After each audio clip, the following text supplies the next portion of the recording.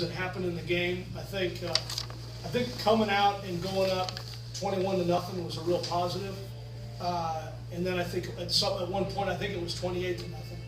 And then we let them back in the game with 2 plays. If you want to talk about those later, I'll answer questions. I don't want to focus on the bad things yet because I want to enjoy the game. But we had a couple situations on special teams that hurt us, and we've got to improve. But then the great thing was when it was 28-14, right after a lot of emotion by them, and we answered right back with an offensive drive for a touchdown. So that was a positive. I thought early we did not run the ball well. We threw the ball well. Gary Owens is a special player. I think everybody saw that today, that he is a special player. He's a guy that can make things happen. He's a dynamic player, third most receiving yards in history at Indiana State, which is a plus. I think we got where we were running the football in the second half. I don't think we ran the ball well early. We threw the ball well all game, but we did not run the ball well in the first half. We ran it well in the second half. We ended up with 160 yards rushing, 383 yards passing, and I thought Mike Parrish was very efficient. Once again, I think a real positive. Our goal is to be a no-turnover team and get turnovers, and we did that. That's a very big positive. So I'm very excited to get the win. Questions for Coach? Mike, you talk about that and elaborate on that a little bit more. I mean, it had been a 10-game losing streak.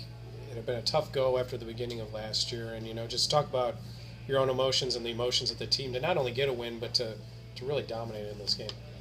Well, I think it was great, and it was great to win against, I don't know how good they're going to be, but they're an FCS football team. It's not like we played, they're an OVC FCS football team that we played well against, and really it could have been better than it was. I think there were some times we let them back in. Bottom line is a lot of emotion on our team. The locker room was awesome. It was awesome to sing the fight song. I love the fact we had a great Forest representation out at the game today. I love seeing that. It was fun to go sing the fight song in front of the Forest in our band after the game. And we the thing I told our team last week, I think I alluded to it in my talk to the media, but I told our team we have a chance to be really good. And I basically, I said that again, but the bottom line is we still have a chance to be even better. We're not as good as we're going to be, and that's the exciting thing. Is there's tangible things we can work on and improve, and that we can do better. Maybe the catalyst of the game was odd in that it was converting a 1st and 55, which I don't know if I've ever even seen a 1st and 55, much less seen it converted. It was a negative play that you turned into a positive. Is that kind of where things got rolling? Absolutely. That was a huge thing. And the one thing that I liked about what our team did, and I think instead of letting those things become a mentality, some teams can get a here we go again mentality, and we didn't have that today. We didn't think that way at all, and we answered.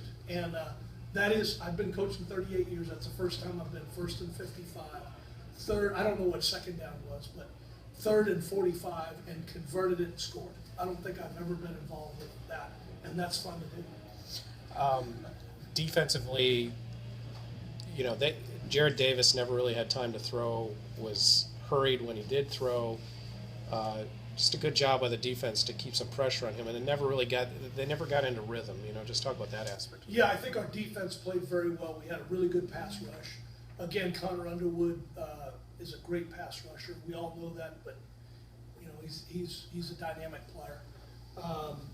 And we played, for the most part, we played good pass defense. There were a few things in there that we can improve on, but we most of the time we kept them in front of us, which is a real plus. But our defense played very well.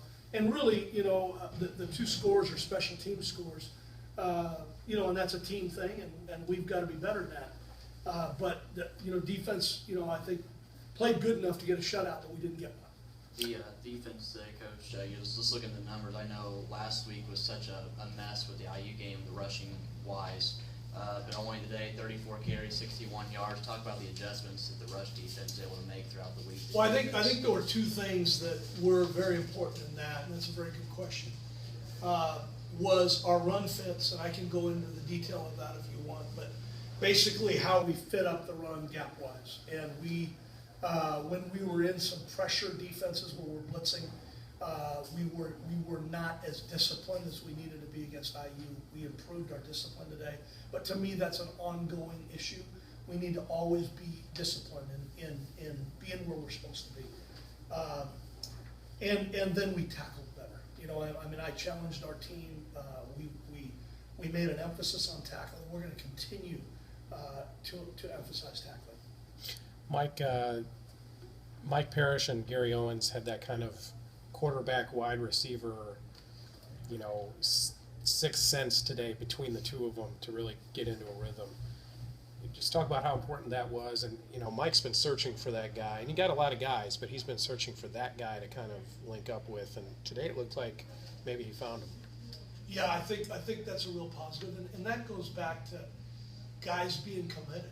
I think the bottom line of that is Gary and Mike spent the whole summer together. You know what I mean? You know, they worked hard, they worked together, and so did our entire team.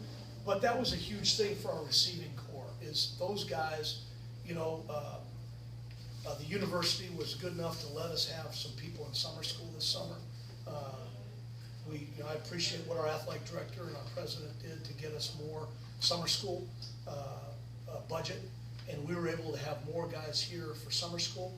And as a result of that, they were able to spend time together. They improved their timing, and you know, the question you asked is directly attributed to that.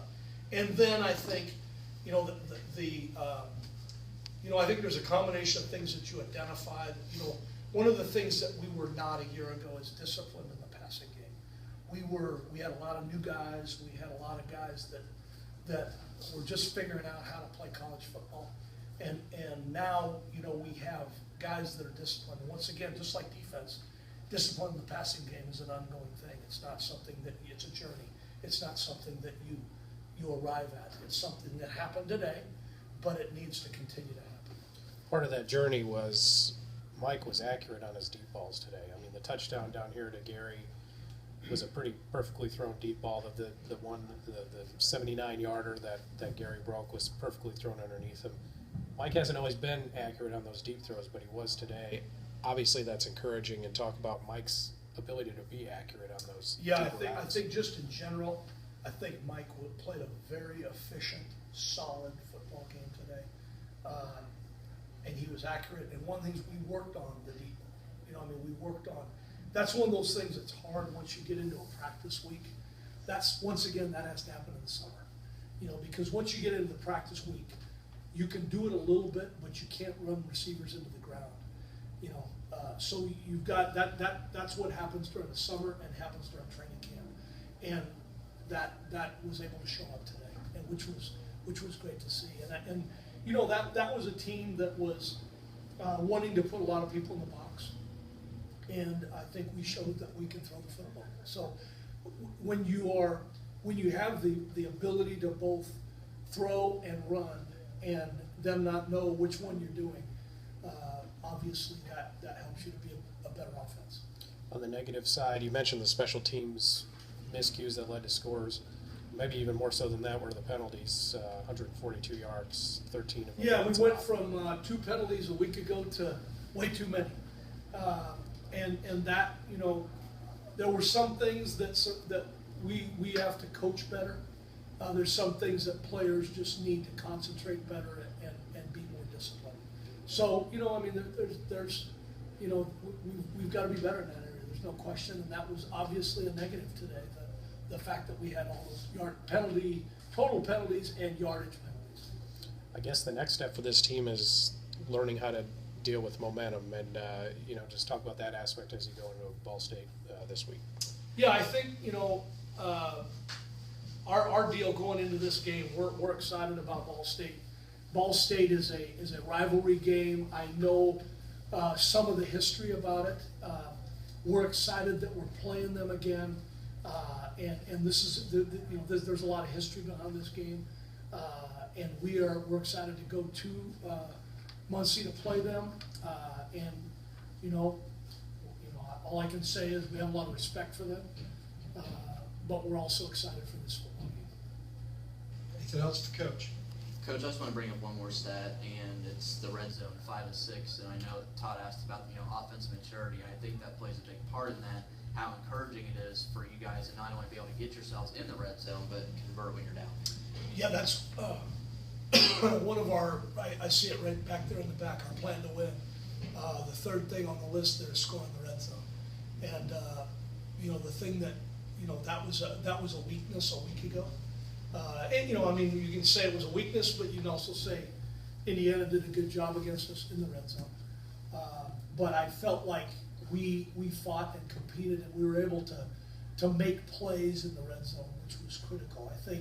I think you got to be able to both run and throw down there, and we were able to do that today.